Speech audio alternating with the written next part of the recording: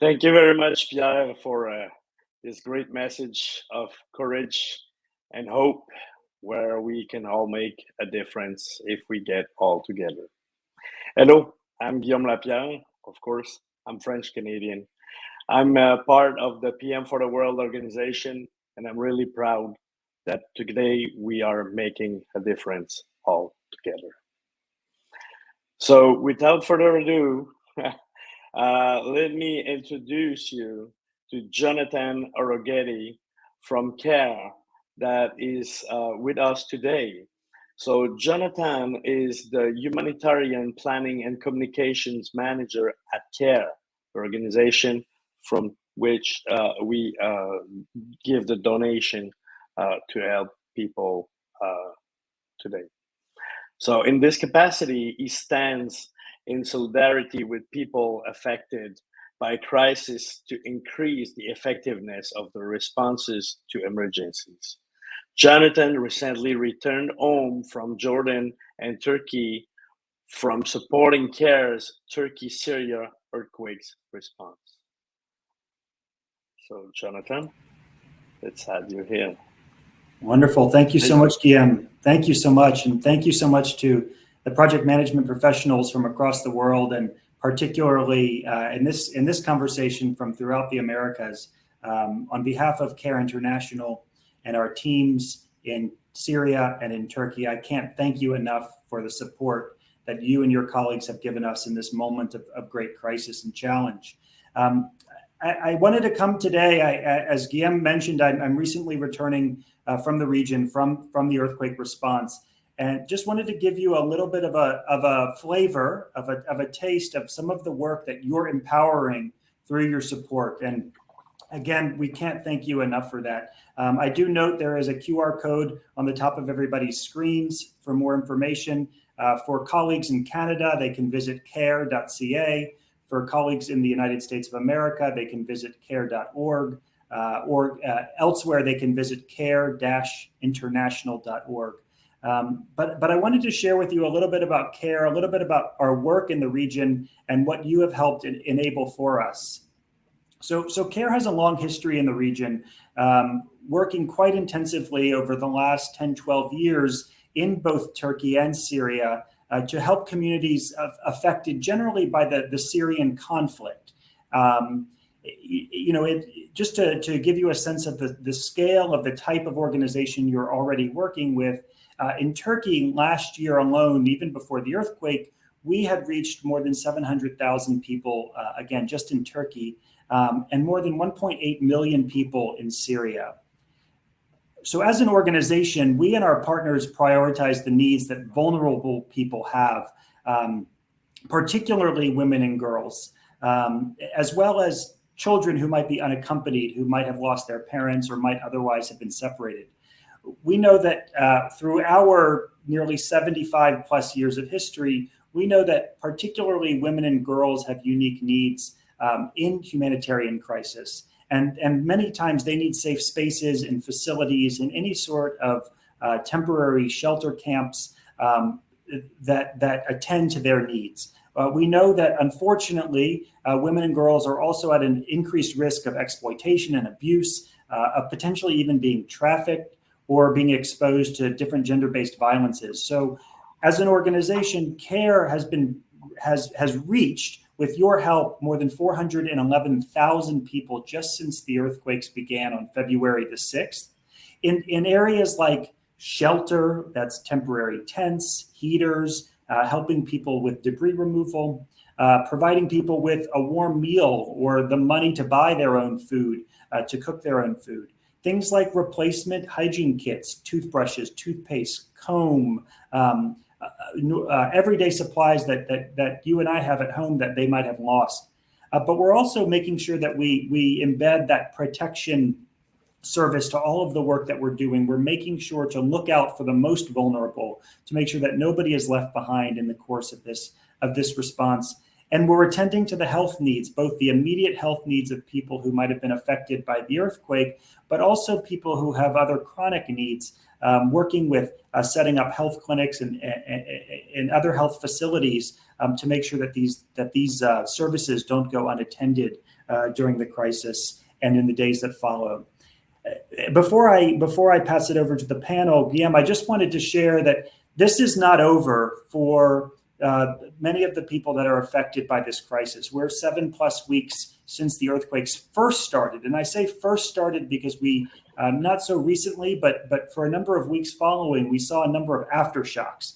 This is something that will surely not go away anytime soon. And through your partnership with CARE and our partners elsewhere in the region, we are going to continue to work to attend to the needs of the most vulnerable, to make sure that your investment that you've already given is spent wisely in a way that reaches, again, the most affected people in this crisis. So again, on behalf of our teams in Turkey and Syria, I just must say thank you so much.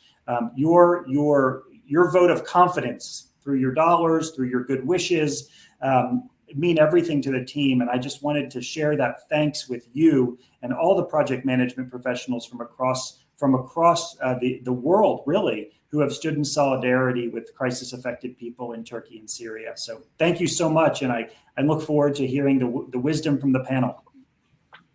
All right. Thank you very much for reminding us all the needs that are truly there and won't go away after today. Thank you very much, Jonathan, for being there for others, helping, making a difference. All right. All right. So what we'll do now is we'll introduce the panel for this great group. So let me do a setup a little bit. All right. All right. And all right. Great. So it's really my pleasure to have you all, gentlemen, this afternoon, or well, this evening, depends on where you are at the moment on the planet, for this fabulous panel. So I want to maybe leave you guys a couple minutes to introduce yourself for the rest of the audience. So maybe we can start with you, Olivier.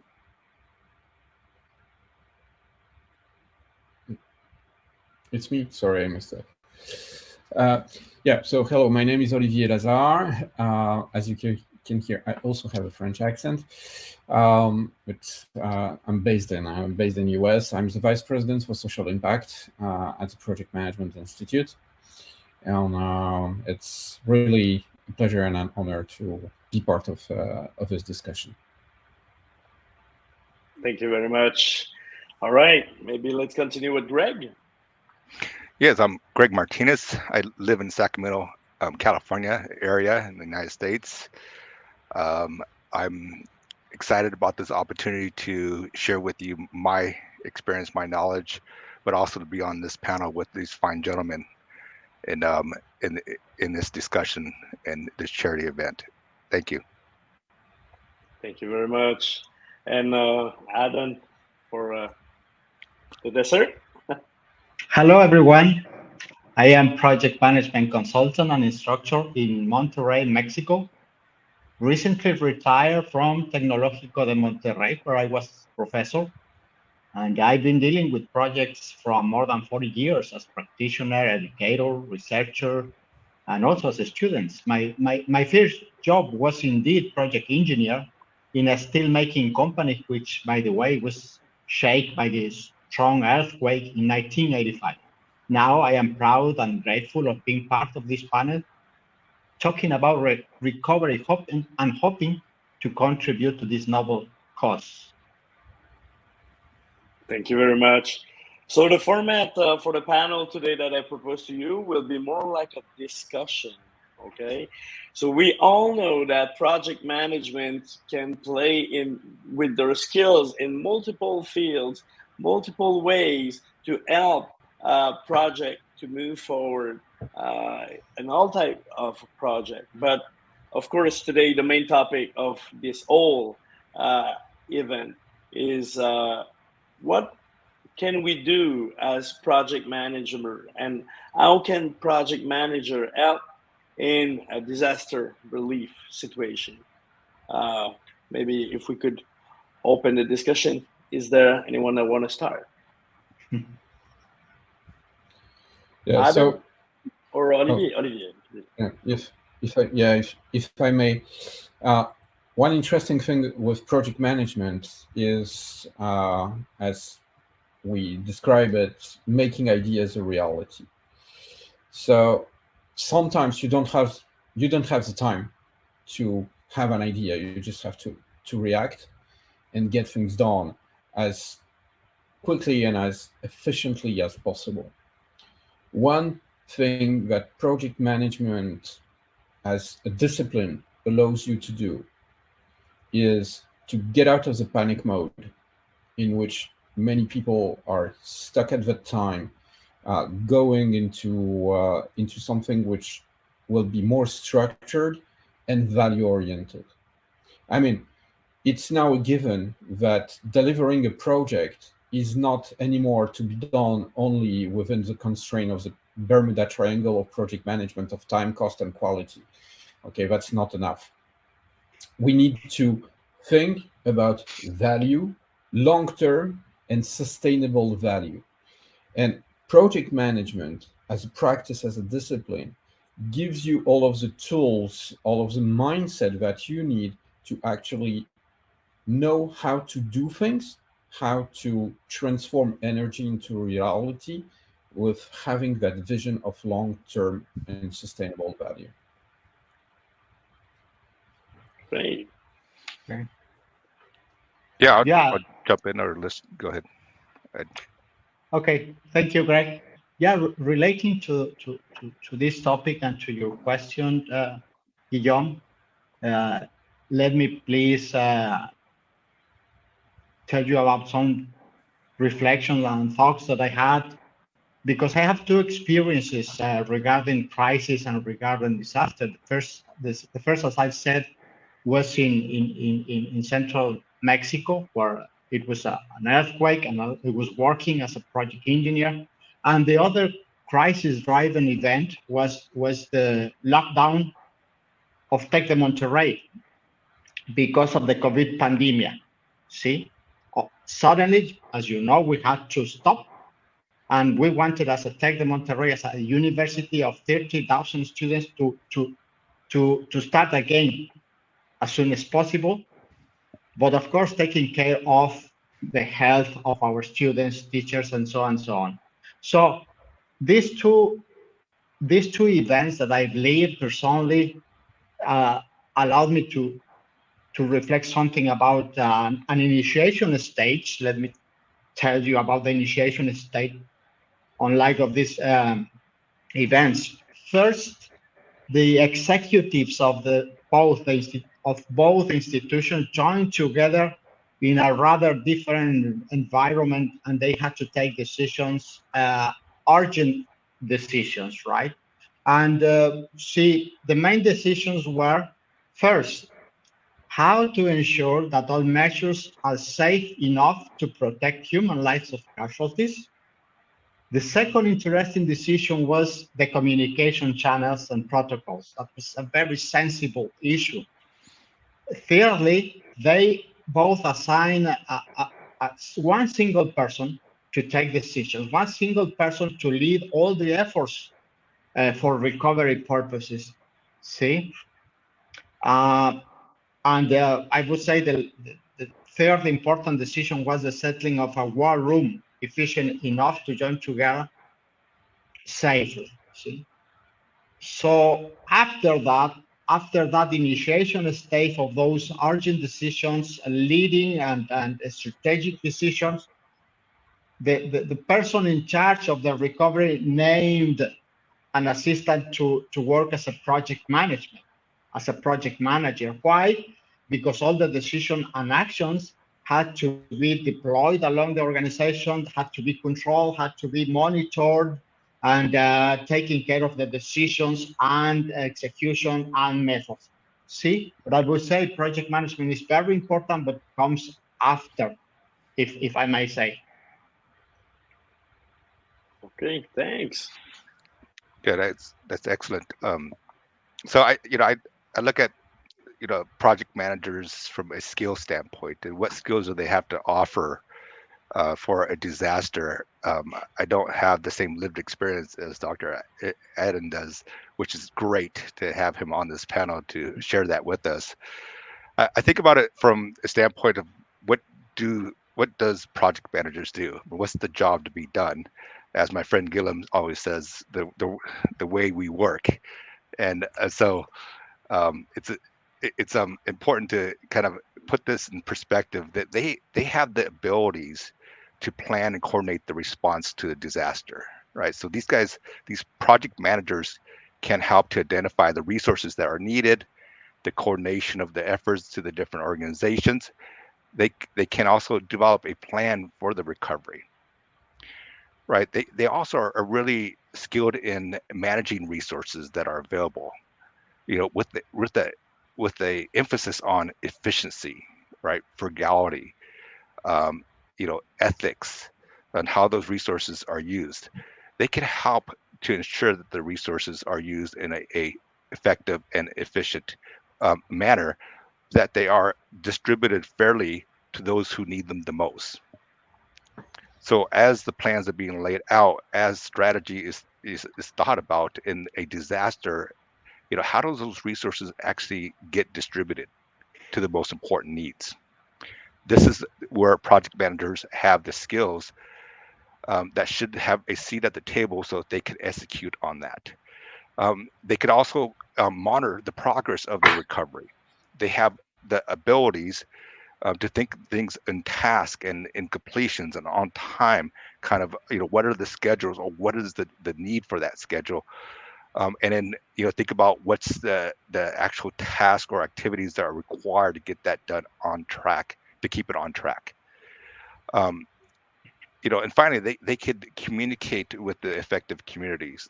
They have, through their project management processes, the data necessary to communicate effectively of what is the plan, how the resources are being used, what is the progress of the recovery, and they could communicate not only with the primary stakeholders, but they could also communicate with the broader community and answer questions about the recovery effort. Indeed, indeed. Mhm. And you pointed out a little bit with the skills. And when you think about project manager being able to deal with more and more chaotic situation in which it's highly charged in emotion, and everything seems to be a priority number one. How can project manager help in those times? Yeah, I can cooperate and give my opinion, because as I have said, I was part of the project management office in the steel making plant when the earthquake took place, and a good friend of mine was at the project management office here at Tech de Monterrey during the COVID lockdown, and I could say there's a need of applying methods, tools, and techniques. But in the first moment, these applications comes ex post facto, after the decisions are taken. See, it's difficult to have a normal time for planning. See, it's very difficult. So in both cases that I was leading, decisions were made, and after that, the project management offices came something like as a writer of the decisions taken after the decisions had been taken. Just to keep track of the decision and trying to probably along the way to change or to arrange or to modify, adjust that decision. But decisions have to be taken very, very soon. And the normal project management in which we plan, and then within the planning we decide, is converted to decide and then plan. I would say so. Yeah. All right. It's also that project management is actually a movement. But if you don't orient that movement into a very specific direction, it becomes just agitation instead of energy. And this is what project management does. This is the main skill of a project manager. I mean, basically scheduling, yeah, scheduling is nice, but who has drawn a Gantt chart recently? Was probably not so many people. All of these things are done by tools, and these tools are more and more automated. Now, I think the real role of a project manager is to be a kind of hub which will concentrate the energy and the resources. And I see a question in the chat saying that the problem is that you need resources, mainly funds. It's not mainly funds. It's actually people, energy, and funds is a mean which you can use, you can have or not, but if you don't, you find a workaround. This very conference today is something which has been put in place with people's engagement and commitment. And without a strong project manager like Merv, this thing would have not happened at all. And I mean, financially speaking, we focused on having most of the financial resources going to Care International and not into platform salaries, compensations, and so on. So what is really important is really to focus this energy, orient the movement towards a goal, and a goal which is not only a short-term outcome to deliver. Yes, of course, you need to deliver that, but you need to deliver that with a long-term perspective. Thanks. Yeah, and I would just add that in a disaster or in a crisis, there is a trigger and an automatic change that occurs, and it's unfortunately disastrous for a community and a society to go through that change. And what I think project managers play a role here is, how do we take that change that occurred as a revolution, whether it's it's something that was triggered as a disastrous to no fault of anybody, and put some structure around it, as Oliver was saying, structure that could get us to these goals. And sometimes that's not always possible, but having the skills and the competency of individuals that are capable of doing that will guide the progress more effectively to achieve the goals that need to be achieved to recover from that disaster and that change. Indeed. Yeah, Indeed. and I would say additionally, Greg, as you said, as you mentioned, the trigger. That's the exact word that springs out the whole movement of managing the disaster, just as fast as a trigger. And by the way, I'm coming now just 2 hours away. I come from the kickoff of a new project, and all the people was happy to start a new project. All the people was enthusiastic to start a new project. But when you start a recovery project from a disaster, the mood is totally different. See, in both cases that I was living, the mood is concerning to the people, concerning to the health, concerning to our own family. The executives that were taking decisions, they had family also.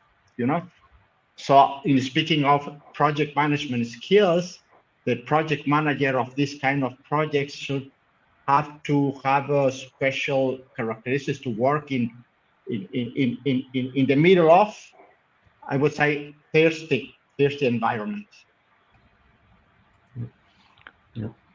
Yeah, and I think about the change that occurred that gets triggered. It's different than the kind of projects I'm used to running in a more teleological fashion, right? We, have change agents in the organization. We introduce capabilities. We go from the current state to the to be state to be competitive. But in a natural disaster, we have to think about the different types of changes that are taking place. It's focusing more on the evolution of now society that has changed drastically from that disaster that is creating a revolutionary kind of change effect, right? And that does spins off in its own set of crises that a project manager has the skills to put order to that, to converge stakeholders down a path. And I think that's really important. And I think your life experience is a perfect showcase of that, Dr. Adam. Mm. Yeah. Everything is a change. I mean, the only constant with change is that it's constant, and we all know that whatever project you're running, if the outcome of your project doesn't trigger a change, it's actually a waste of time and resources. Now, there are different levels of change which are triggered by different types of factors. And when we talk about a project which is triggered within your organization because you need to be more efficient, more competitive, or launching a new product or whatever, it's something which you can anticipate, which you can plan for. A crisis such as an earthquake or what we all went through with COVID, you don't have time to plan. It happens and you need to react. Now, question is, how do you react? I remember at that time when COVID hit, I wasn't myself employed at PMI. I was a project management consultant and trainer, and with my partners, the question was, how do we keep delivering our trainings and sessions and consulting gig in person? I mean, you just don't. But you have to change your paradigm. You have to change the way you're seeing things, but keeping in mind what is really important for your stakeholder. What is the core of the value you have to deliver? Do you have to still deliver in-person trainings and consulting sessions? No. What you have to do is not delivering anything. What you have to do is to provide an added value to your customers. This added value can be in terms of competency enhancement, in terms of efficiency advice, or something like that. And if you concentrate on the value and not the way you're delivering that value, you will always find new ways of delivering that value. And that actually what allowed us not to go bankrupt, because we forgot about the way of delivering things. We focused on what was really and effectively important there. Yeah, and we have written a lot of successful projects. We have written less of failed projects, and we have almost nothing written about recoveries and disasters projects. My old tutor in University College London was Professor Stephen Warner. He was writing about this kind of projects, but there is not many people that write about that, and I think we should create a memory of what's happening in these cases. As you said, Oliver, how did we react? What did we do, and how did we do it? To have a memory, a collective memory, and to diffuse and disseminate the lessons learned of this kind of projects. Yeah, and just to add to the points here about, I think that's an excellent point that the nature of a project in a recovery is a different experience, right? Requires a different engagement. And I think about the project managers, and not just just technical folks that understand how to plan, how to organize, and so on, but also as leaders, right? And leaders in the change, right, to recovery. And I emphasize the leadership role here because if you look at the research related to change, they always say, hey, it's about 75 to 80% failure rate. And why is that the case, right? Because it's not being managed, it's not being led for the most part. And I think of project managers, of having leadership abilities in addition to the project management abilities, right, to lead those recovery efforts in a way that you effectively meet or mobilize a society to rise to meet the goals that are required to um, move on with the new reality. Yeah, some of the key aspect that you just pointed out is to have people leading others towards a common goal, because change is happening, change happen, and that leadership role is really important.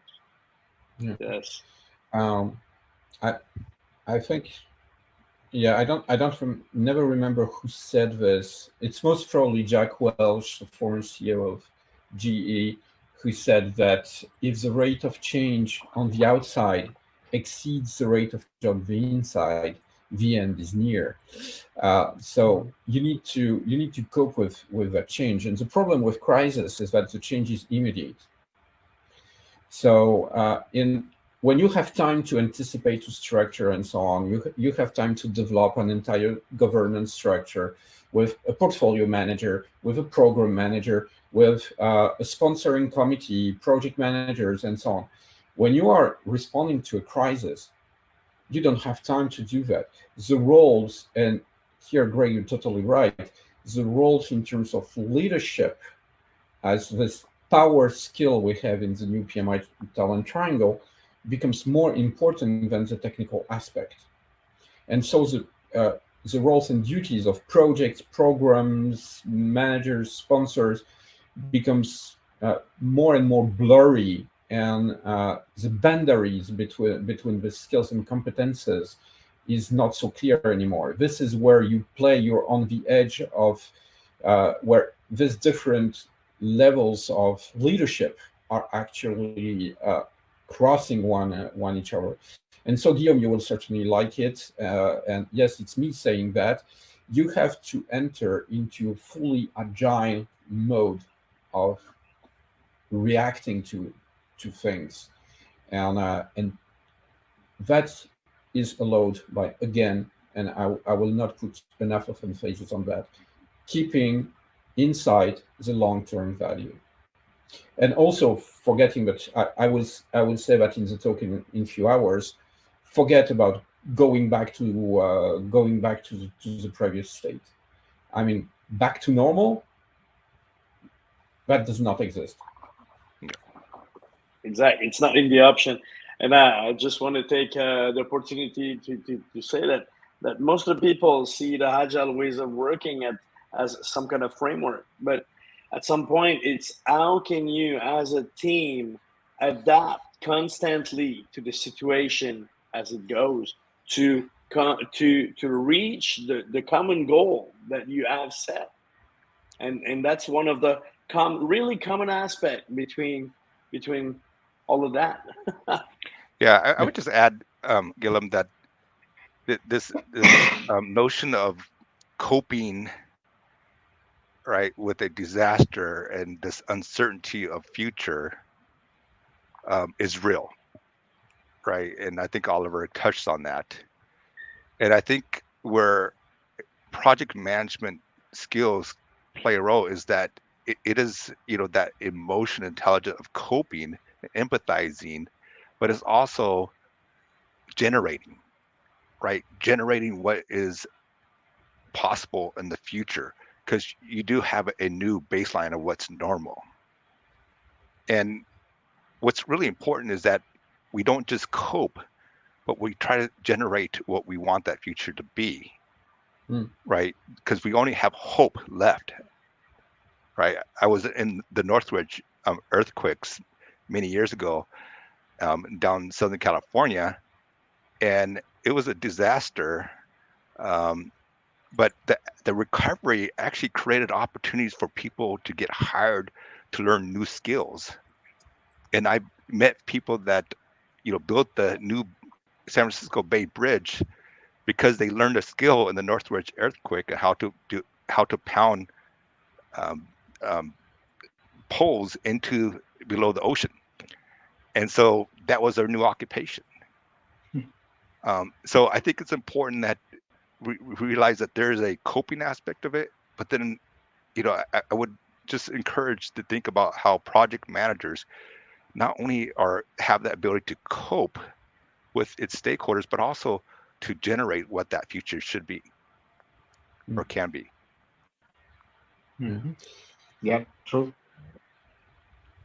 Now, talking about this leadership and the teams and the groups, there's a strange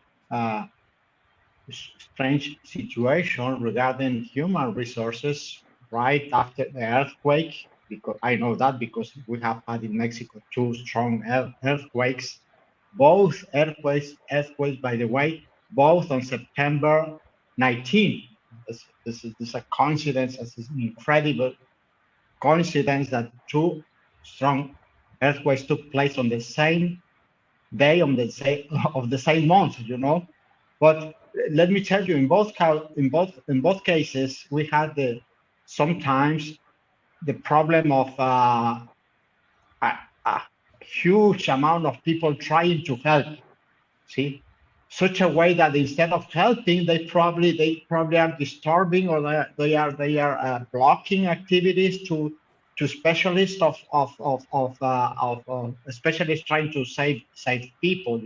So normally we see project management where you have scarce resources, but in recovering from an earthquake, there are lots and lots of people that want to help, but they are not specialists, and they exceed the number of specialists you want to try to recover bodies or things like that. So this is also a matter of the right leading, ethics, as you said, ethics and humanity concern. How can you say that those people that want to help, that they shouldn't do it, or that they cannot do it because of they risk their lives themselves? Indeed. One thing also which we see in terms of differences between regular, I would say, projects and this kind of crisis relief is that in a project or program which you have time to plan and schedule and decide and everything, you are exposed in terms of risk management mainly to what we call the known unknowns, so basically anticipated risks, the unknown knowns, so expected changes to come, where with the anticipated risks, you know what it is, you don't know if it will happen. And with the unknown knowns or the expected changes, you know it will happen, but you don't know what it is. But still, this is something which you can kind of predict and quantify.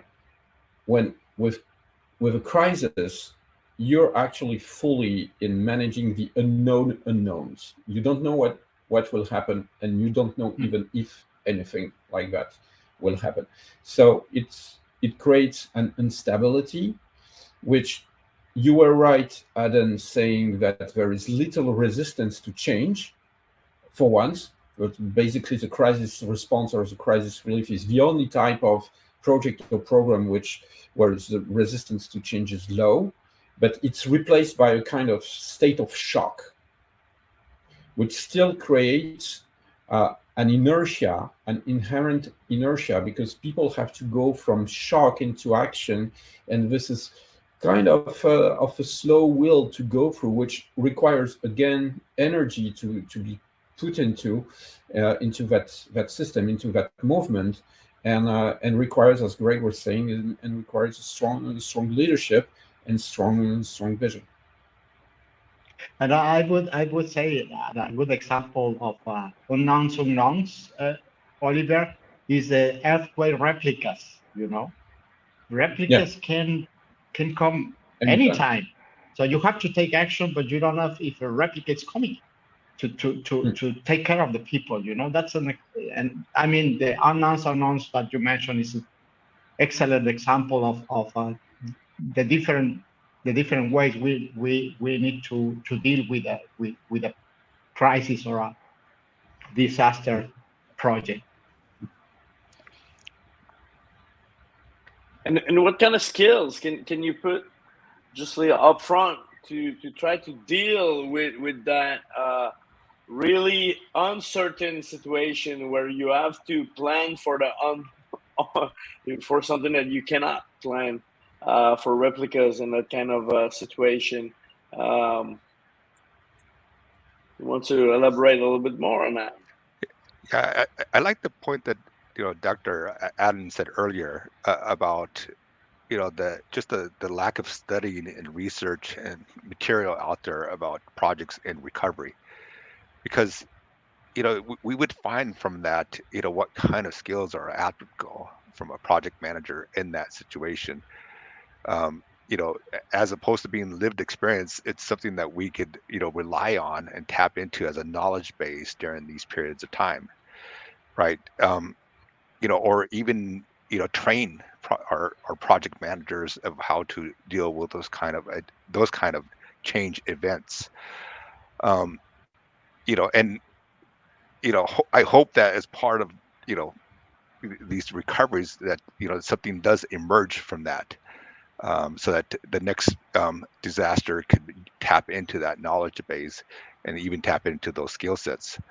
But I also think that one of the key parts, and I think you brought it up earlier, Galam, is related to agility and the ability to adapt, and using that skill along with observation, of immersing yourself into society, into that culture, and then being able to draw on that as a set of requirements to then direct and move, to then, as that is the fuel that feeds into that next agility step.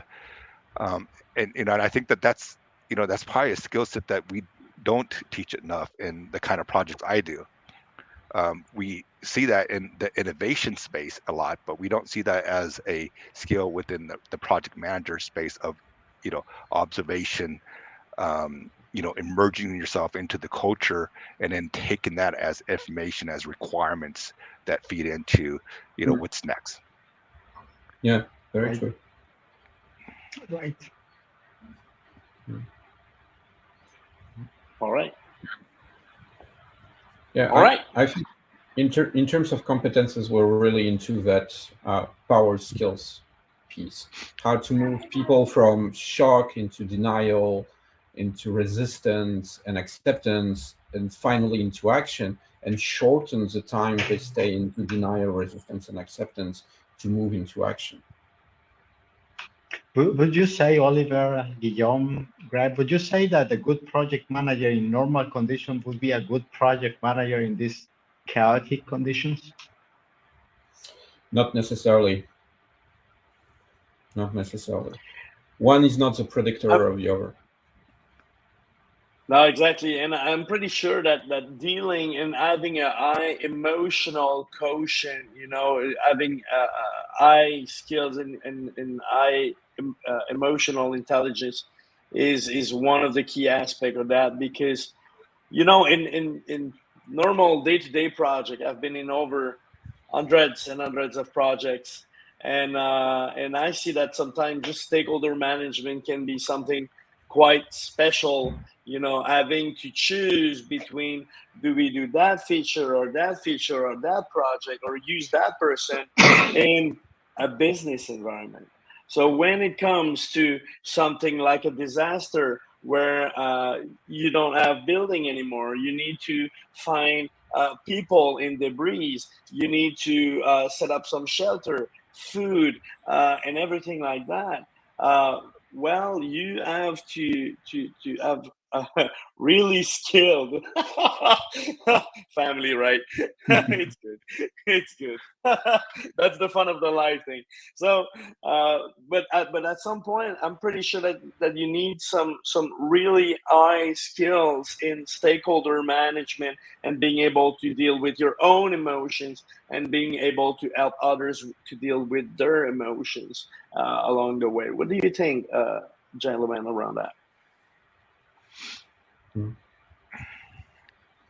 Yeah, I wouldn't imagine, I think, emotional intelligence is a requirement in a moment of crisis, right? It's can you take yourself out of your own shoes and put yourself in the shoes of others?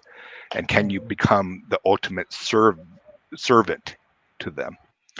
And can you anticipate what they need even when they don't know what they need? So, I think it's so critical. That I can't imagine not having a strong, emotional, intelligent leaders in a moment of crisis. If I can summarize the two cases that I was telling about, the steelmaking plant earthquake and the COVID lockdown. I've said that two persons were assigned to lead the operations, right? In the steelmaking plant, it was he was the operations director, and in Tecnológico de Monterrey case was a lady, a lady that was before working in finance, interestingly. See? But let me tell you that their profile was somehow similar. Pretty strong persons, not precisely charismatic persons. I remember them both. Not precisely charismatic persons, but I would say even serious persons. They were not characterized by making a lot of humor and making jokes as normal. So I think they were chosen because of their personal attitude of facing problems, facing sensible situations. Communication is very, very, very important. And if in these cases you as a leader make a joke that could be disastrous for the whole project, for the whole environment. So these project leaders that I was mentioning you were serious persons. You normally did not listen jokes from them, and this is for some reason. Even making jokes in this situation is quite delicate, You have to work with that. Let's not forget that whatever we're doing, and especially is this kind of crisis relief situation, we're doing it with people, by people, for people. So the only component of anything we're doing, the only one, is people. All of the rest, materials, finance, skills, competences, it all comes around the people to allow people to do something for whom? For people. So always people first, people next, and people at the end. And add to that is troubled people in many cases, people that are in risk of their lives, their jobs, their families, and so on and so on. So double the challenge. Indeed. See? Indeed. let me bring a case in a case or a real history in the case of the first Mexican earthquake. There is a very famous, internationally famous opera singer called Plácido Domingo. So this Plácido Domingo, which is famous internationally, went to Mexico to help finding people in buildings, and he was really grabbing the earth and trying to help people. And yeah, a journalist asked him why he was doing that. He had to take care of his voice, and Plácido Domingo really was angry about that question. You know, so imagine the leaders of these efforts seeing that very famous singer come to your project and try to help without being a specialist, of course, without being an expert in grabbing the earth, because when you grab the earth looking for bodies, you risk of uh, uh, making some troubles and maybe killing another people. So that's very, very delicate. So this is the case, as you said, Oliver. This is 4 people, 2 people, but add this emotional charge of a crisis. Yeah. And one of the difficulties with that is to understand that anyway, we don't make decisions based on logical factors. I mean, the human brain is not wired to make logical decisions. A logical decision is something that does not exist. We make decisions based on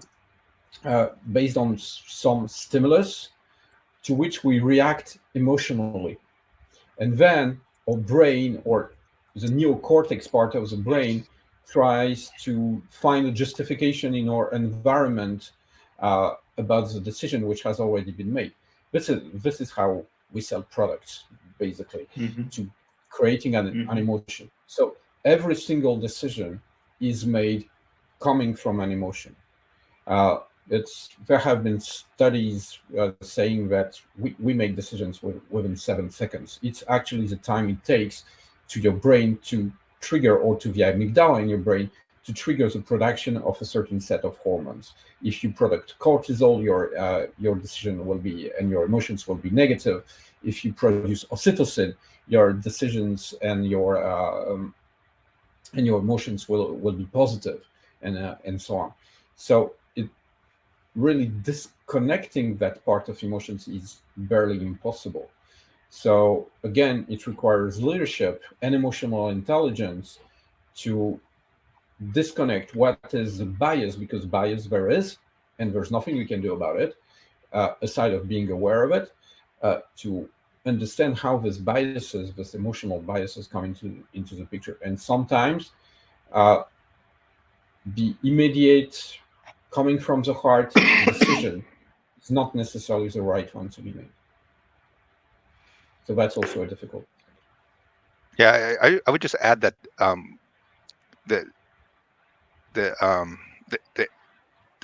just put a spotlight a little bit on the learning process itself in this, because you mentioned, emotion and intuition as being the driver of most decisions, and there's research that backs that.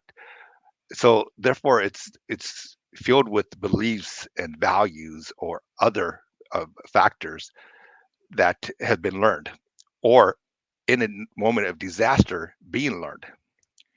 And that learning process in the moment of disaster, really, the response is to go back to what you believe in and what your values are within that community, within that culture, right? Within the way that it shares its learning and transfers that across, right? So I think it's important for project managers, and I think, Oliver, you said this earlier, that we're not training project managers, to in this skill set of how to understand the culture, the beliefs, and how that shared learning is brought to the table in the moment of disasters, and how that is a critical factor in managing these crises.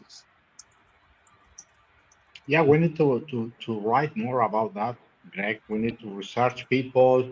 I mean, after the disaster, when the things are settled down, probably the researchers need to come to interview people, the people that have taken decisions, you know, to have a memory and to prepare maybe a manual for project management in case of disaster. There are, as I said, there's some work, you know, but Yep. we need still more. And we all know that because of the climate change, disaster may come more Oh, continuously. yeah, Uh, you know, absolutely. I often say question is not will we face another COVID?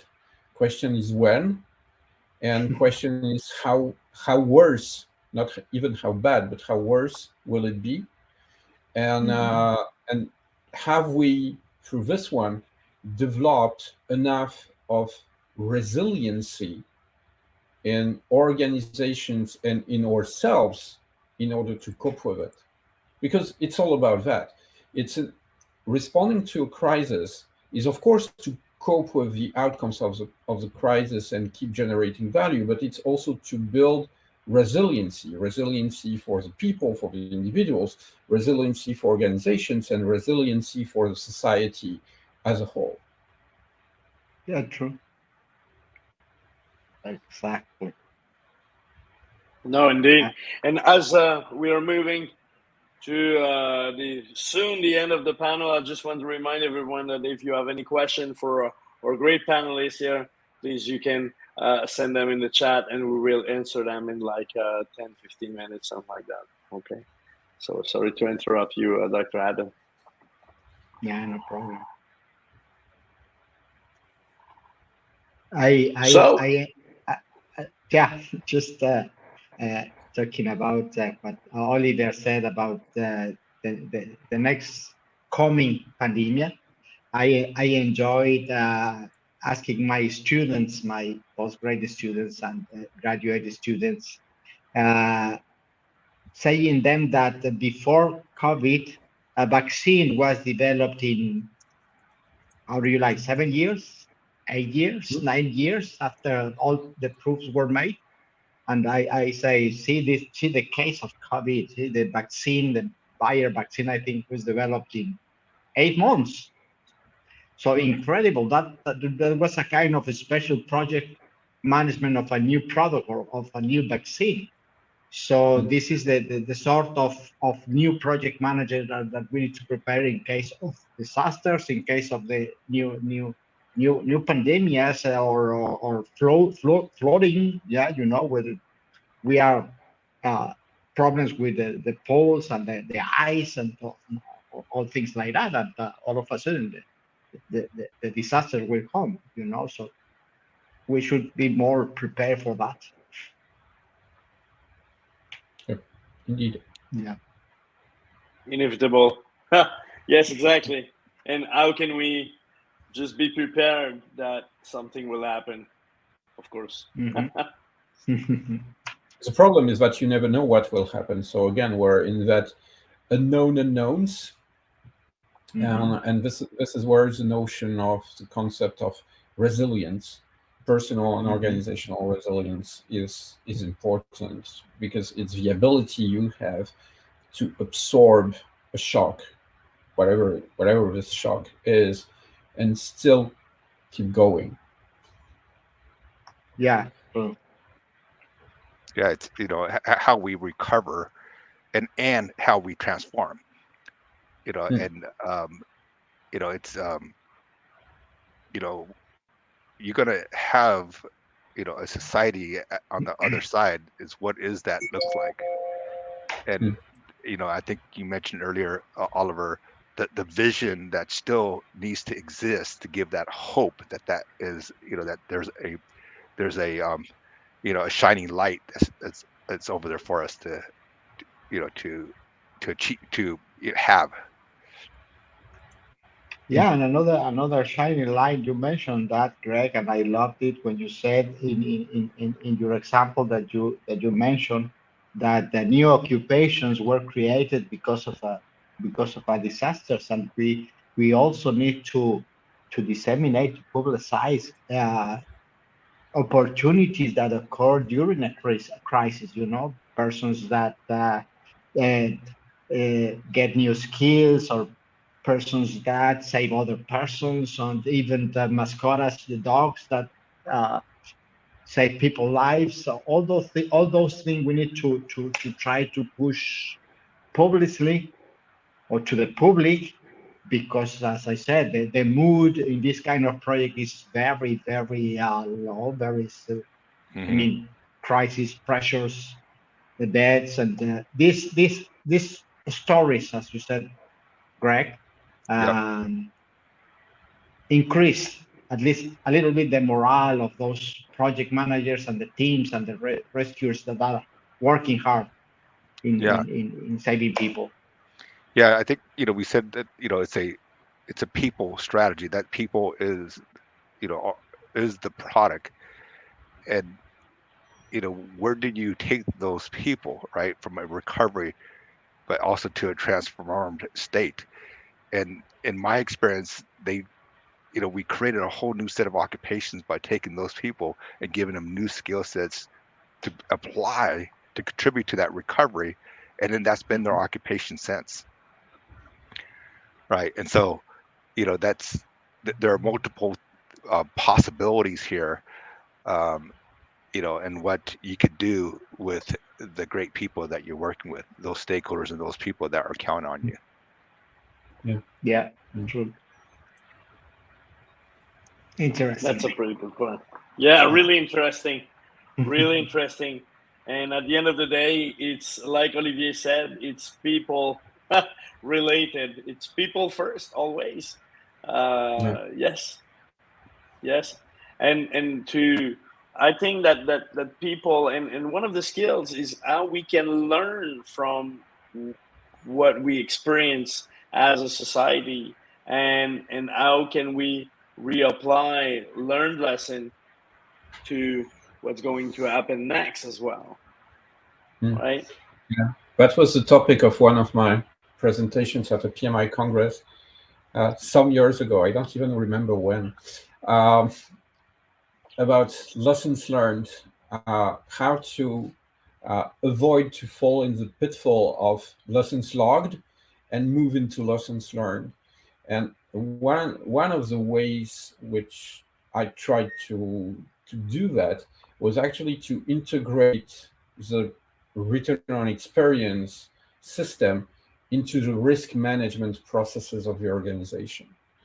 So basically, if the idea of having learned something is to trigger a change within the organization, if you can't take one of your lessons learned or logged at that time and trigger a change in the organization that will be developed to address a certain type of identified risks, it will just remain wishful thinking and lessons logged.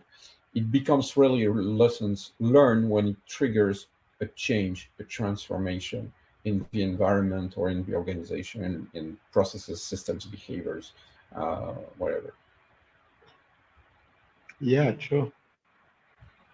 Yeah, this friend of mine that was the project manager officer of the projects that we launched to set the courses in 1 week at here at Tech de Monterrey. I've asked him to give a conference last week, 1 hour conference, and he put together some of the documents, papers, and data that he had, and that those documents that they had made during the crisis. And he told me, Olivier, I think this is the first effort in trying to get together some lessons learned from those projects, because interestingly, in disaster projects, we all try to recover from disasters, and so we do it in such a condition that at the end of those projects we try to forget the thing, to try to move forward.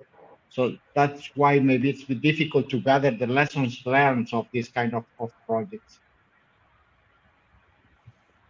Indeed. Or it's a wishful thinking. No, it's not going to happen again. Yeah, right. Yeah. True.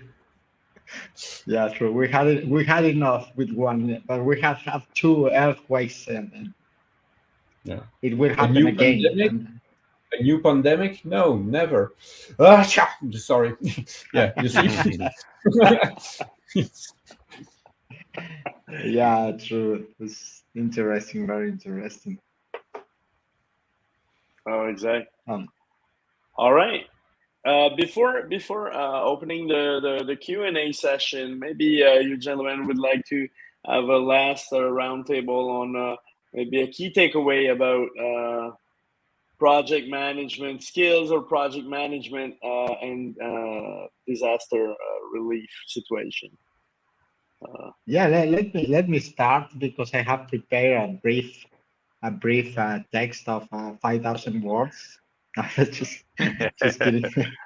No, it's just I want to conclude that project management skills are important in cases of recovery, where the initiation stage is the special one. The initiation stage is about bringing order from chaos. And in this initiation stage, humanity concerned is the main skill, I could say. And secondly, it is necessary to subordinate project management methods and tools to decisions. And sometimes we should be able to apply them after the decisions have been made, just to try to collect data and build a memory for future events. Okay, that would be my own conclusion. Thank you. Yeah, I would just add there that we have a long ways to go to develop our project managers and their skill sets in a situation of disaster and crisis, and we know it will occur again in this world that we live in, and it may unfortunately be more frequent than what we like. And I think about what is that next generation of skill sets that we need to bring to the to the knowledge base that we have for project managers. I think about things from the space of emergent strategy, which gets its roots from evolution, and how does emergent strategy really deals with humanity and change over a course of time, right? How does adaptive skills come into play, right? How does a immersion into the culture and the values and the beliefs come into play for project managers, and how do they turn that into new possibilities of the future, right? That resilience and that transformative possibilities. So I would conclude that we have skills to offer, but we have a long ways to go to continue to build the skills that are required, that will be required for us to take up the next disaster and crisis and recovery. Thank you. Maybe one final thought would be that all of that, what we discussed, is in fact a matter of sustainability in an individual, organizational, societal sustainability. How to make sure that we create long-term value using efficiently and effectively the few resources we have to develop a greater value. And I very often hear the question, what project management has to do with sustainability, or what sustainability has to do with project management.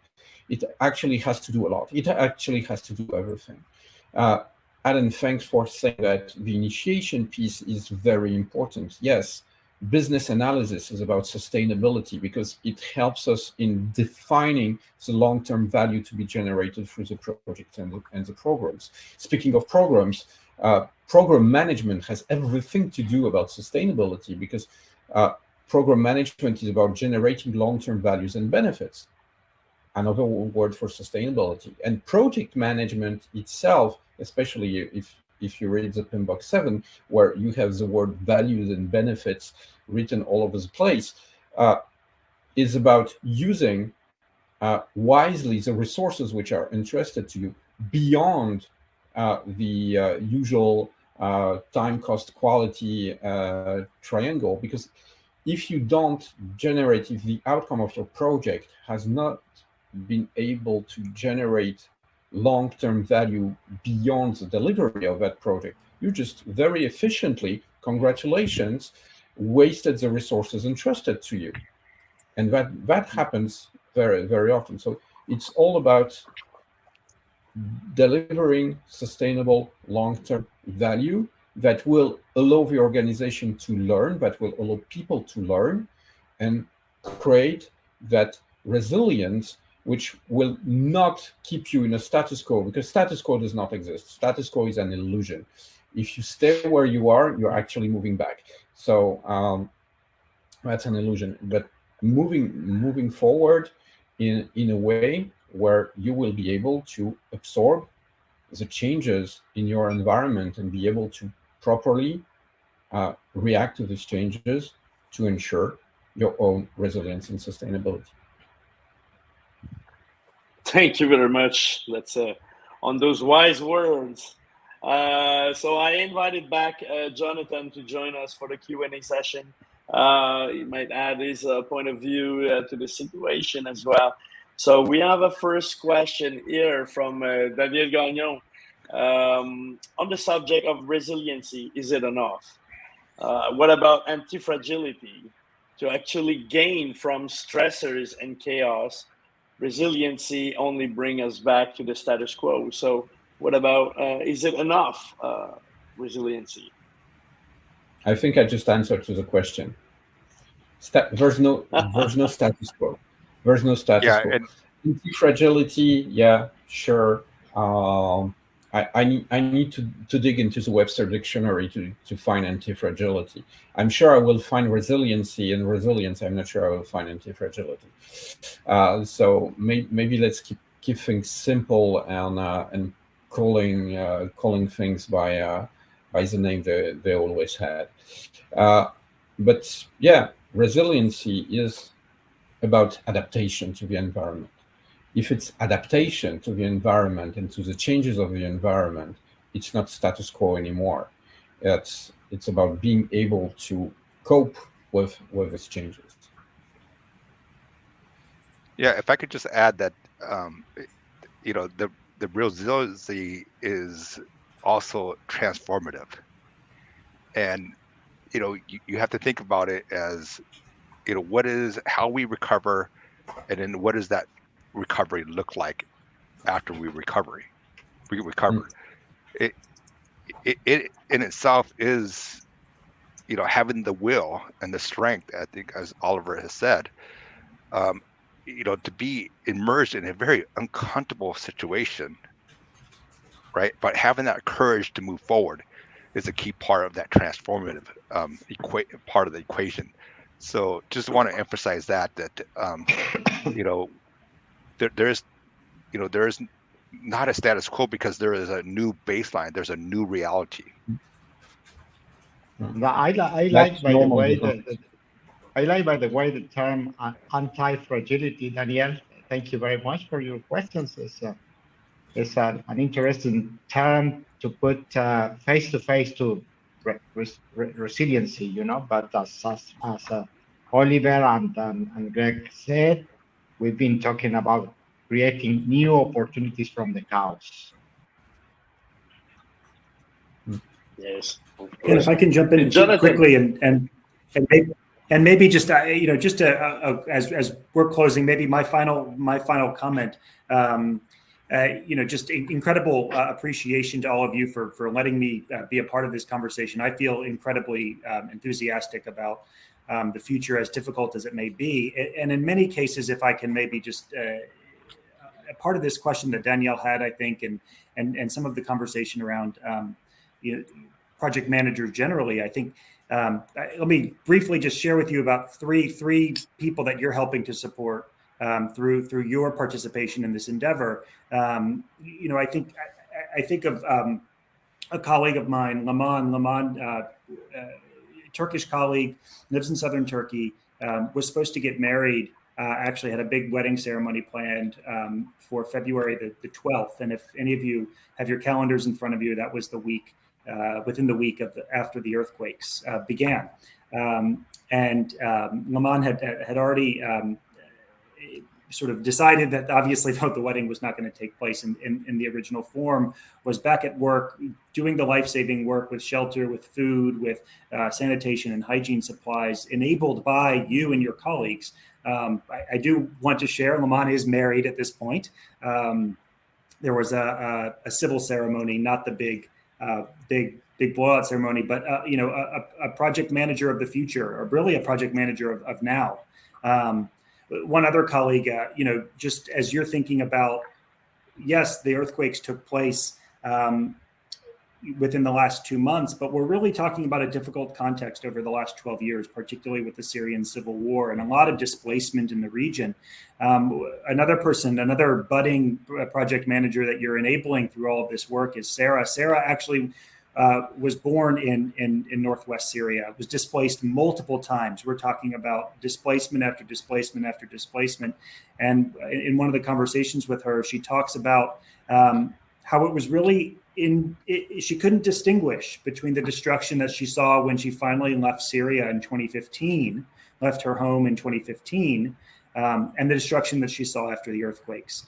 And, we're talking about people who, in the minutes, because in many cases, changes in their lives have altered the course of their professions, like Greg was discussing. The same thing happens in the humanitarian space with people who work with me, where one day they may be engineers or teachers, or they may work in the food industry, but because of circumstances, they become humanitarians. And I think about Sarah, who, just the stress of not being able to distinguish between the destruction of her home because of conflict in 2015 and the destruction of her home in 2023 because of an earthquake.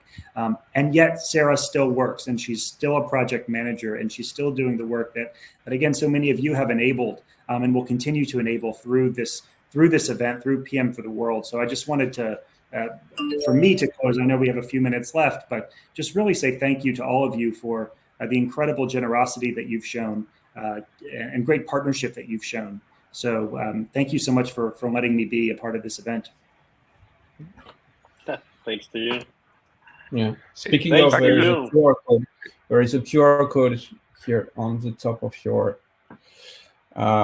screen. Scanned, pressed, done. Use it. Yes. Yeah, if I could just say one thing about what Jonathan was, sharing with us in his examples, and there's a great examples, and there's this notion of being able to build skills through lived experience, right? And we call that cultural capital wealth, and it's important to realize that going through that experience, and then then complementing that with some technical project management skills, makes it really a powerful, capable PM in these kind of situations. I just want to stress that these are lived experience that actually build skills that cannot be taught in the classroom. Exactly. And I think there's something also I want to point out is commitment of people around helping others. This is one of the key aspects.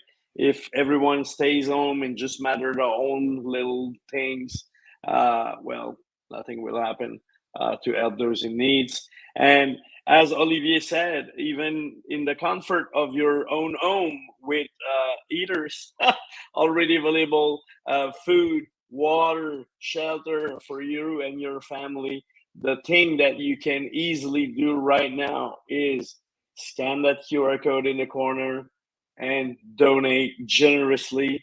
And if you don't have a lot of money, it's okay. Give anything from $20 to up to $5 million if you want. Let's do it. I would love to see that. but once again, I'm not sure it will happen. So Jonathan, you've heard Guillaume making a pledge of $5 million. I'm sure you appreciate Guillaume.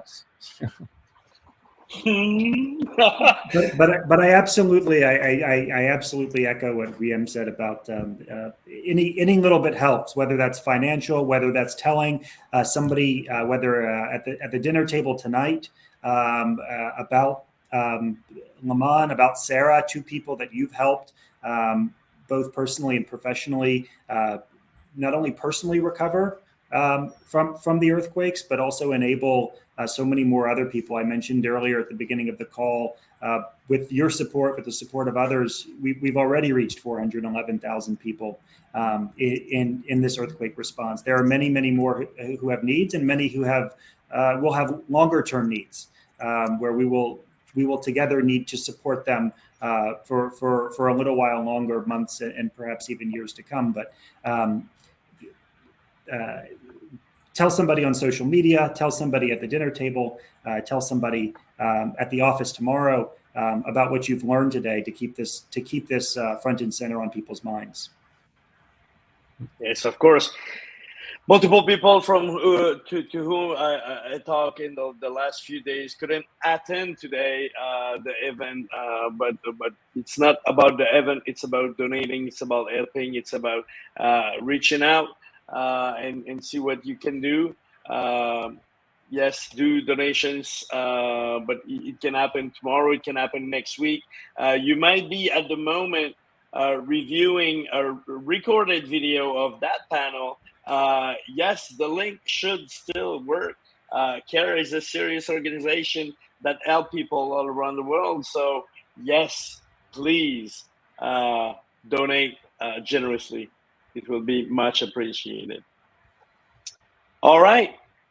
So I think that wraps up our current panel. I would like to thank each and every one of you that attended this afternoon. Yes, this panel.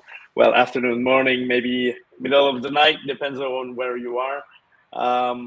Yes, so let's close that panel. And thank you very much once again for joining us today, for being there as panelists.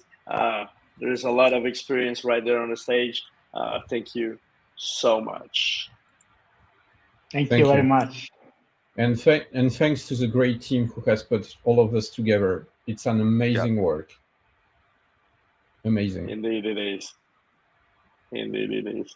Thank you very much. All right. Thank you. Thank you. See you. Thanks.